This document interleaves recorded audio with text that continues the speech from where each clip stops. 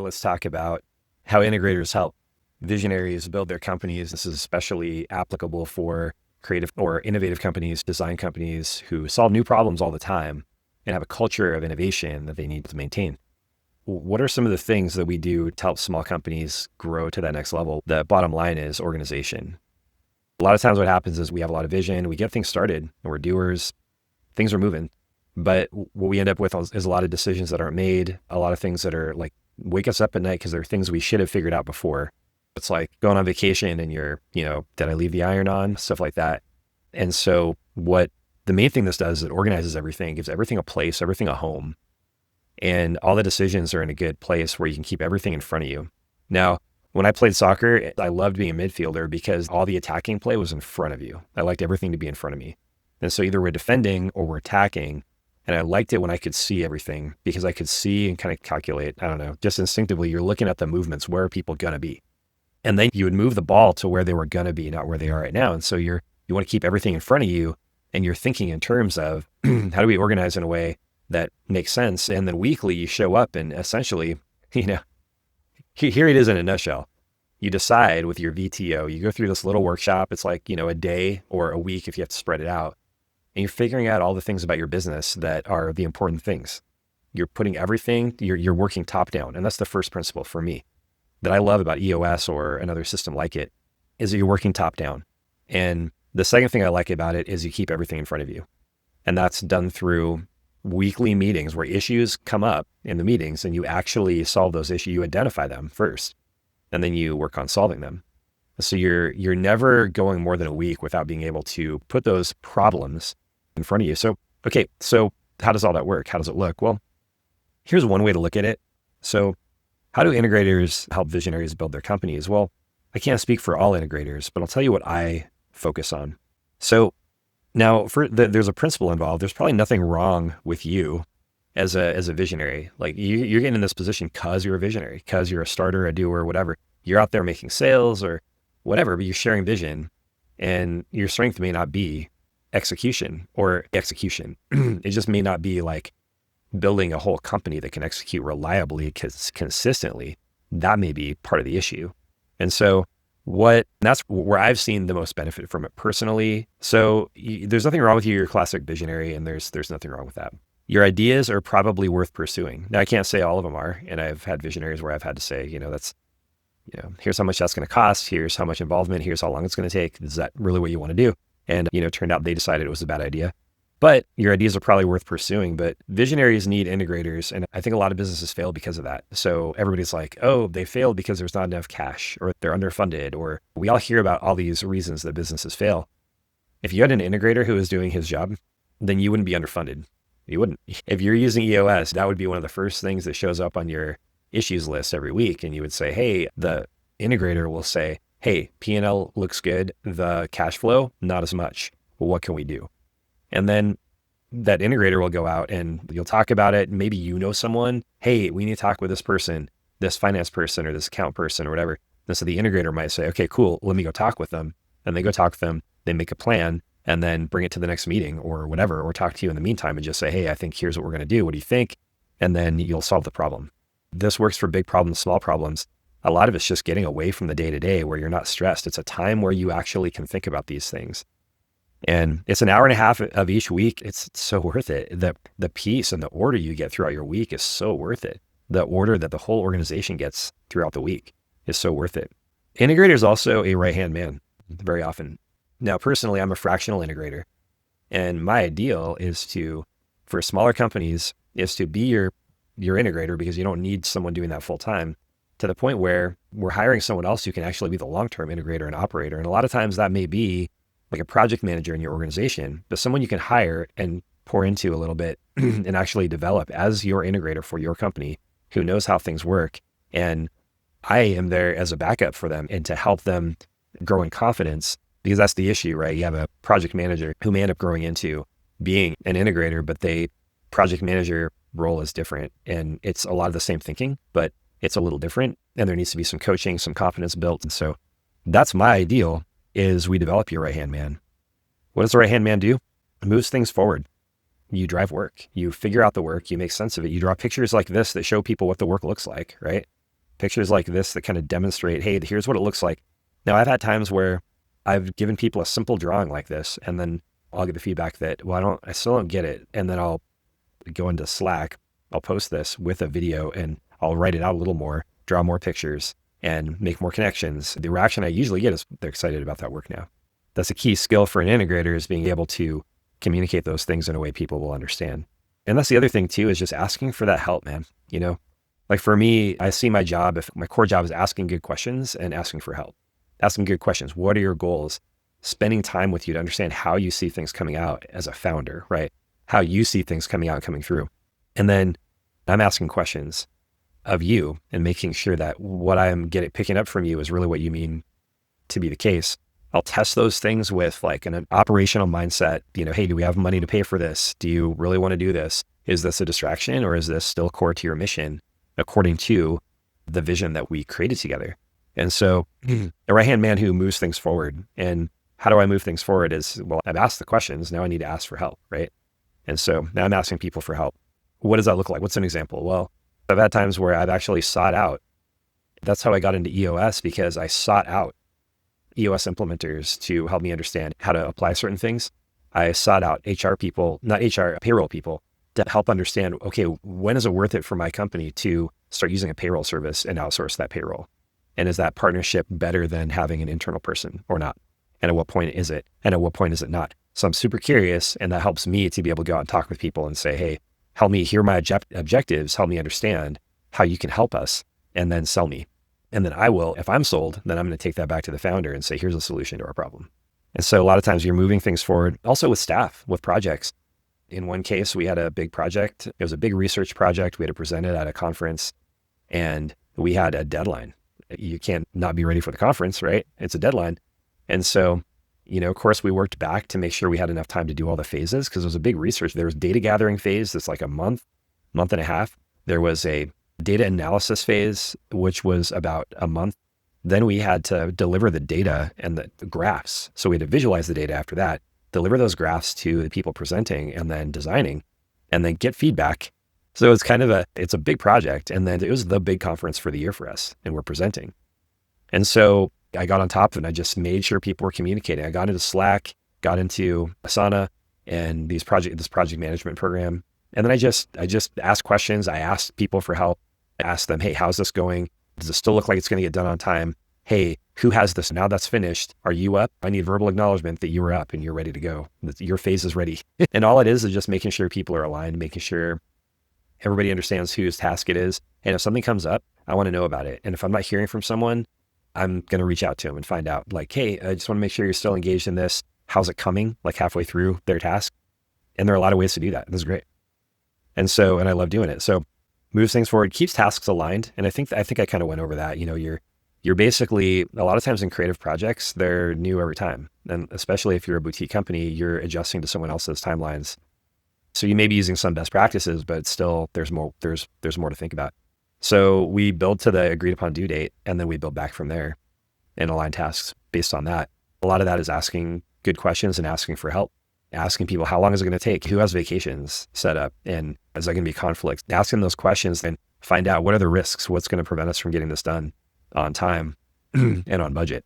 So keeping tasks aligned, and then adjusting too. I mean, this is a great project management skill. And a lot of times I'll use the help of a project manager to keep things aligned. I'll be talking with the project manager a lot. It creates focus and accountability. Okay, the superpower, the reason, all right, so a good integrator has this superpower, right? But it doesn't come from a vacuum. It's not, oh, I think this is what's important, and I think this is what we need to focus on. I think this is our accountability. It really comes from the founder, and it comes from that document, that it's called a V/TO. It's a vision traction organizer, 2 pages. And that's the guide that an integrator will use, along with conversations with the founder, to create that focus and accountability. And then you're building down from there. So the VTO helps you understand things at the top, and you can build down from there, and you can understand the why, because you understand the what in the day-to-day because you know the why as defined in the VTO. And then brings people and processes together. So it's like the UX principle that if it doesn't work for the customer, then it just doesn't work, right? You can build a beautiful website that is your art, but if people can't use it well, or if they don't understand it very well, a software engineer who writes software, then when it reaches people, they don't really understand how to use it, or they get confused by it. we don't say you're wrong. We say, maybe the process is wrong. And so what we're doing here is we're just making sure that everything works for people, because as operationally minded as we want to be, and as hard-headed and organized as we want to be, we're working with people, and that's great because people are geniuses, right? They all have their own genius. If you can engage them in the work, they're going to show it to you. George Patton said something like, don't tell people what to do, tell them why, and let them amaze you with the results. And I've seen that to be true, because you show respect to people and you treat them well, and then you find the right place for them, they're going to amaze you. And I want to support that. I don't want people to have to support processes. I want processes to support people and the work they do. This is especially true in creative organizations. All right, let's look at a possible conversation of what that can look like. So the owner or founder, visionary, might say, hey, I have an idea, right? And then I would say, sweet, does it look something like this? And I'll make like a picture or something like this, and I'll draw it up so it doesn't take forever. I'm not spending days on this, I'm spending an hour or two on it based on what I've heard you say during our meeting. And then I'm turning around and showing it to you, making sure, hey, does this represent something that you're thinking? Because this is the way it makes sense to me and the way it can actually turn into a project. So what I'm doing is I'm already trying to turn that into a project, but at a super high level. A lot of times I think of being an integrator as being a super high level project manager who is really connected with the founder. So sweet, does it look like this? And then the owner says, yeah, change X, Y, and Z, and I think we're there, right? And so then now it's like, I can hand this off to a project manager. If I define it a little better, I can kick it off with a project manager. They can set up a project with timeline, budget, and everything. And then that thing can get going. And there's nothing in the way once we have this from the founder, once we have the idea marked out and figured out. Okay, cool. That's kind of an intro. So let's talk about what's this. So how does it work? The whole idea is part-time. So the whole idea is that for me, if I meet a visionary or a founder and you're like, yeah, I think you can make sense of some of our problems. How does this work? Well, the fact is I'm part-time. The fact is that I'm fractional. I'm not super interested in being with one company unless I'm the owner of it. I want to be a part-time integrator, which is a value for smaller companies, because smaller companies can still benefit from some experience, but you're not paying $150,000, $250,000 a year to have an experienced business consultant be your integrator when you're this small. Instead, you can say, well, I'd rather spend, less, right? Less than 100,000, and then take the rest of that budget and hire a good project manager, or, hire that person who can execute all week long here at the company and can coordinate with that integrator. And so that's my ideal. And that works because it takes your budget. It's kind of like, man, for a while I was looking at doing fractional CMO, and I'm like, well, a small company that I want to work with is probably not going to have a full-time role for me. They're probably going to be smaller, and they might need a marketing coordinator to get the work done. And then they might need someone to make sure the right work is getting done and the strategy is there. And that's going to be someone who's senior. Well, you can't pay that senior person because they're not going to want to be doing all the production work if they're that senior, right? And they're going to be charging way more per hour. So why not have a fractional CMO and then a full-time marketing coordinator and let that fractional CMO help you build your team, right? Like, you're getting help. And so the same thing is true for a fractional integrator. Your fractional integrator is helping you build things right. He's helping you set priorities and keep your eye on the ball from the top down. So that's how it works. It's fractional or part-time integrator that'll help you focus top down and get things done. All right, so what's this? Oh yeah, it's the L10.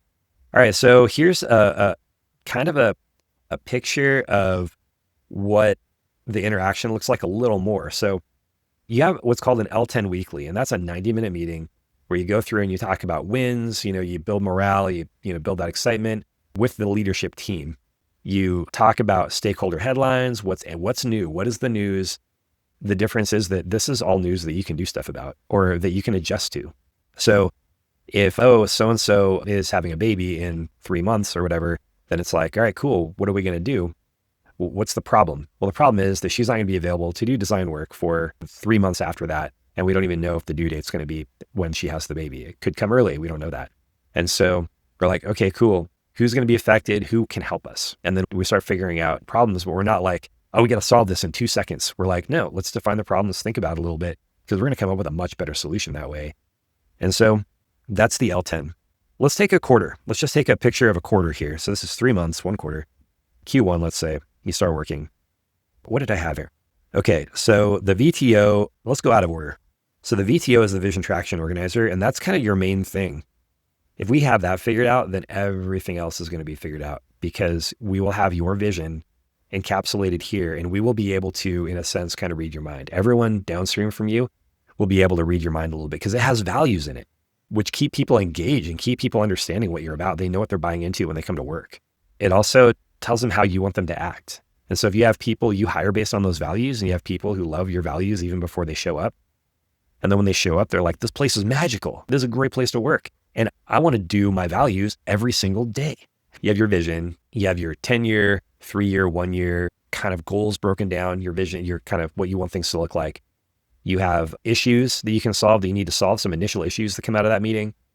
And now you're that's why they call it a traction organizer. It's not just vision, because you're also getting traction, because you're coming away with rocks and tasks and things that need to get done in order to achieve those things, in order to achieve those, the 10, 15 year, the 3 year, the 1 year. So from that, from the VTO, you build a scorecard, and that's a weekly scorecard. So the question is, it answers the question, what do you do every week? What kind of numbers what do you do every week that gets you to these goals that are listed here? What do you do? So what you do every week is you do scorecard things. So you look at the scorecard and you're like, okay, well, how do I measure those things that I have to do? So maybe it's like, hey, we need to increase sales in the restaurant industry, let's say. I need to talk. So how do you sell to more restaurants? Well, we need to have 5 conversations with a restaurant every week. And that means probably we need to have, if you have a sales funnel, you're like, well, then I need to have 50 phone calls just to try to reach out to people so I can have 5 conversations. And so you may have made 50 phone calls, had 5 conversations, and then you count how many conversations and phone calls you actually had every week, right? So this is a weekly scorecard. So each column represents a week and the rows represent the thing you're supposed to do. You can have that be as simple as you want or as complicated. And if you have more staff, you might have like, oh, Chris might have this section, George might have that section, and Roger has that section. So scorecard, weekly scorecard. The other tool that's really useful is for a integrator is the P&L and cash flow. So the statement. And so those things tell you kind of the really important things. Are you profitable?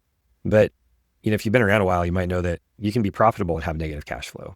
And there are a couple of different reasons for that, a couple of different ways that can happen. But the point is that if you're looking at both, you're going to be able to know, hey, we're not going to run out of cash and not be able to pay people and have to close down, even though we're being really profitable and now we're going to have to close down, or we don't have cash to move on an initiative soon enough. Okay. And then there's the accountability chart. And so the accountability chart is it's not an org chart. It's not like, here's the CEO, here's the so-and-so. It actually breaks it down, makes it more real world. And it's like, here's what you're accountable for. Here's what you're accountable for. Here's sales. Who's accountable for sales? Sometimes the CEO is accountable for sales. Who's the one doing the creative work? The creative person, right? The creative director, the chief creative director, something like that. Then you have maybe back office and operations. Usually in EOS, the CEO and visionary is up here. The integrator or second in command, or in a lot of, like in military, it's the executive officer. They're the ones who actually go out and they get the stuff done. They make sure it gets done. So they're talking to all these people down here, making sure they're clear on what needs to happen. And so let's move on. Let's take a quarter. What does a quarter look like? Well, at the beginning of the quarter, you probably have a same page meeting. So every quarter you have a same page meeting, and that's me and you, or the integrator and you. And the integrator is going over stuff, just making sure you're on the same page. It's called the same page meeting. And every quarter you have one big all day or 2-day meeting where everybody gets on site, all your senior leaders, your integrator, you're the founder, and then maybe 1 or 2 other people or 5 total. And you go through and talk about what worked best last quarter, what went the worst, what's the best news. You develop a retrospective for the last quarter. And then you create rocks for the following quarter that are going to get done in these 3 months to solve problems and to work on your business from the top down. And then you have an L10 weekly, right? That's weekly. Every week you have an L10. In the past, you can do those. A lot of times you do it at the beginning of the week. I haven't really heard of anybody doing it on Friday, but I'm sure it happens. On Monday, we get together and we go through the L10 process, and it gives us the ability to keep all the work in front of us, keep all the issues in front of us, and understand how the business is doing, because we always look at the scorecard every single time. And we always want to look at the scorecard and make sure that the scorecard is showing us there are any issues that we need to solve before we even go to the issues list. All right. Making sure your plans are understood and acted upon. That is the goal. That is what the integrator does. The reason that the integrator runs these meetings, runs your L10 meeting, runs your quarterly pulse, that quarterly meeting I told you about here, the all-day, 2-day meeting, is to get your plans understood and acted upon. And make sure there's not too many of them. Make sure you can pay for them all. And nothing's confusing. They're clear, they're doable by your team, and they're able to be acted upon. But what if you don't like that? What if you see something shiny and you have a new idea that you want to accomplish, and the old idea from last week isn't interesting to you anymore, and you want to go a new direction? Well, or what if you want to spend more than you should, more than you have, and it could put you at risk, or if anything goes wrong, it can create problems for you? Don't worry, I'll tell you, because that's my job, is to tell you when I see things going off track, or when I see things maybe not serving your best interest, even if you're not thinking about it, because my job is to see the big picture. My job is to make sure that the things are connecting. All the things are connecting: finance, tasks, team, all those things are connecting. These are some of the main tools from EOS I think are really important. So what kind of person do I help? Well, an owner, a founder, visionary, particularly in the creative world, because I've had a lot of really good successes. I've seen a lot of businesses grow and get past certain points, because especially ones that have to solve a lot of problems. I wrote my thesis in the creative process, which it turns out is problem solving. I was a copywriter. I moved to strategy because I'm like, man, copywriters aren't getting this isn't a repeatable process. I didn't realize creatives aren't getting good briefing, and so they can't consistently write good copy. So I moved into strategy. Then I went to the University of Iowa and worked in the engineering lab with people of all kinds of different disciplines. And they're trying to get their work done together. They're trying to get their work done, and they're running into all kinds of problems. They had all kinds of organizational debt, which is unsolved problems. And just by asking questions and making people say it simply, we were able to solve problems. And so I've seen that done so well that I'm really interested in working with smaller companies that are design, engineering, creative type companies, agencies, all the way to engineering design companies that are really trying to get to that next level, but need help organizing things, making sure everything's coordinated, making sure the morale is good, the team is good, values are set, and all those things. And so the problem is, though, that a lot of times owners get burned out. And when you get burned out, your business fails because you don't want to be there anymore. And so, I used to have good ideas, but now I feel stuck and overwhelmed. Yeah, that's classic, and it's not your fault. When can I take a vacation? When can I start fulfilling my promises to my kids, to my wife? When can I do this? And this is the problem for owners. And this is the problem that you should talk to an integrator about, because integrators are the people who solve these problems. This is an overview of just how things work. There are a lot of adjustments you can make to this process and this plan. It's kind of an overview with a few examples of situations where you can use this.